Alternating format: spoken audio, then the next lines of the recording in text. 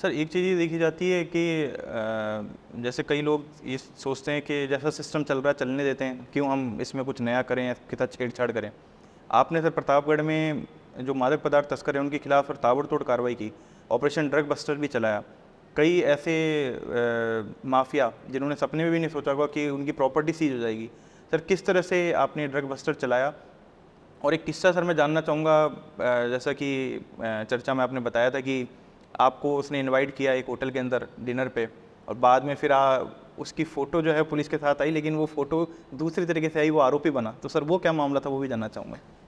Basically मार्च अप्रैल में case होता है जिसमें तस्करों की गाड़ियों का एक काफिला हमारी छोटी सादरी थाना क्षेत्र है उससे गुजर रहा होता है। पुलिस पे वो फायर ओपन करते हैं तो आत्मरक्षा में पुलिस भी फायरिंग करती है, तो उनको गोलियां लगती है, बाद में अस्पताल में भर्ती होते हैं।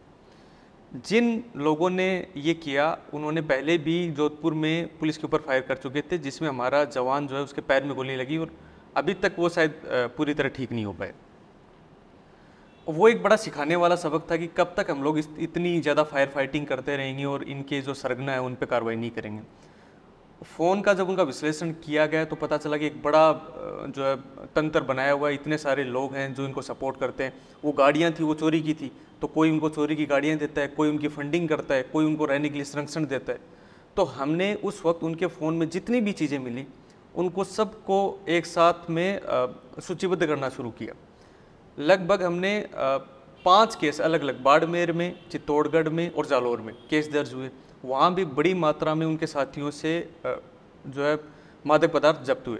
उस पूरे केस में और इन 5 केस में अगर मिला के टोटल गिरफ्तारियों की बात करें तो लगभग 74 के लोग आसपास नामजद हुए, जिसमें 50 से ऊपर तो अरेस्ट हो चुके थे जब हम लोग कार्रवाई कर रहे थे। जब इनके बाकी साथी जैसे कमल राणा उस इलाके का एक सरगना था जो पूरे ड्रग रूट में एक बड़ा अहम हिस्सा रखता था, उसको अरेस्ट किया गया तो पता चला कि कई सारे लोग उसको शरण देने का काम करते हैं। एनडीपीएस एक ऐसा अपराध है जिसमें अगर कोई उनको ये जानते हुए कि वांछित अपराधी उनको शरण देता है तो 20 साल की सज़ा है और नॉन बेलेबल ऑफेंस है।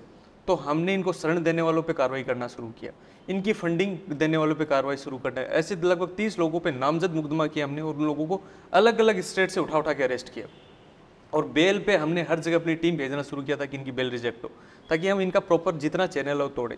उसी क्रम में ये चोरी की गाड़ियाँ कहाँ से लेते हैं वो रैकेट तोड़ा। तो लगभग हमने कोशिश की कि हम इनकी फंडिंग को, इनके बैंक अकाउंट्स लगभग 50 अकाउंट्स हमने फ्रीज कराए। फिर हमने इनकी प्रॉपर्टी को चिन्हीकरण करके 68F एक एनडीपीएस की धारा है, जो अगर मादक पदार्थों से कोई धन कमाता है और पुलिस ये कहीं पहचान कर लेती है धन मादक पदार्थों से कमाया तो उसकी फ्रीजिंग कर सकती है। तो वो हमने लगभग 30 करोड़ के आसपास बाजार मूल्य के आसपास हमने अलग अलग जगह पर राजस्थान, एमपी और राजस्थान के भी कई अन्य जिलों में इन माफियों की जो प्रॉपर्टी थी उसको फ्रीज कराना शुरू किया और उसको हमने फिर सफेमा जो कोर्ट है उससे अप्रूव भी कराया। इसी क्रम में 2 महत्वपूर्ण किस्से थे। एक कोई एमपी बॉर्डर पे एक होटल था वेलवेट इन, तो वहाँ कोई एक डिनर था जिसमें किन्हीं ने हमें इन्वाइट किया। अब मैंने वहाँ मना भी किया कि साहब ये जो है होटल इसकी साख अच्छी नहीं है और ये हमें ऐसे इनपुट मिल रहे हैं कि होटल का शायद कोई मालिक है वो ड्रग व्यापार में लिप्त है। लेकिन उस इन्विटेशन में जाना पड़ा।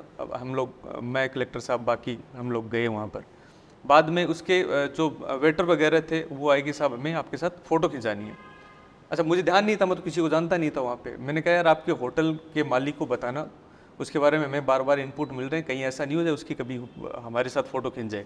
और उसके 15-20 दिन बाद एक केस होता है जिसमें मादक पदार्थों की बड़ी जो है खेप पकड़ी जाती है, उसमें वो नामजद होता है उसका, वो होटल जो है वो उसके बाद में उसको हमने फ्रीज कराया जो राजस्थान और एमपी के बॉर्डर पे था।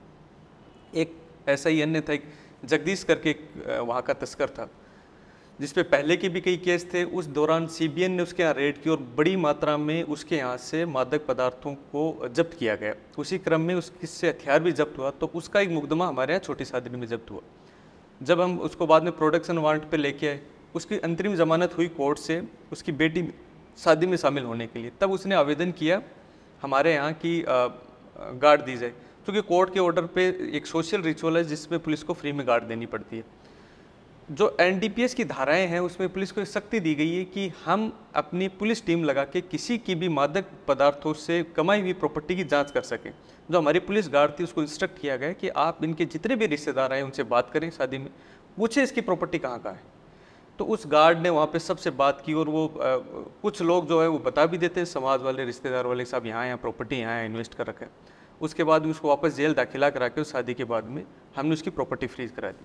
तो उसका कहना भी था कि साहब जो है पुलिस को इस बात से बड़ी पीड़ा थी कि जो गार्ड इस तरह देनी पड़ी, और उसकी वजह से जो है मेरी प्रॉपर्टी फ्रीज करा दी। और कहीं ना कहीं मैं इस बात से तो सहमत हूँ कि हमारी गार्ड का हमने इस जगह इस चीज़ का कि उसकी कहाँ कहाँ प्रॉपर्टी हैं, क्योंकि वो हमारे लिए एक अवसर था बेसिकली, जब इतने सारे रिश्तेदार, इतने सारे लोग, उन सारी शादी में बहुत सारे लोग हैं जो उसको चाहने वाले नहीं हैं, जो हमें निष्पक्ष तौर पर बता सकते हैं इसकी प्रॉपर्टियाँ कहाँ हैं, वो सारी सूचना दे देंगे, और उसमें हम कामयाब भी हुए, बाद में प्रॉपर्टी फ्रीज भी कराई हमने उसको। दिल से ब्रेव क्लिप में आपको कुछ नया सीखने को मिला ना? इसी तरह से हमारे साथ जुड़िए रोज़ाना कुछ नया जानने के लिए, और हमारे चैनल को लाइक कीजिए, सब्सक्राइब कीजिए, बेल आइकन को दबाइए। सबसे बढ़िया आपको क्या लगा वो कमेंट करके बताइए।